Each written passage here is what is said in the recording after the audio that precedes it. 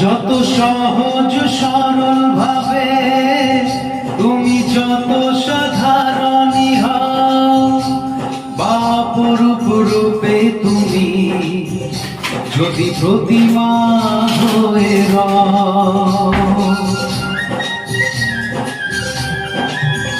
যত সহজ সরল ভাবে তুমি যত সাধারণী হও, বাপরূপ রূপে তুমি যদি প্রতিমা হয়ে রও, তবু ভালো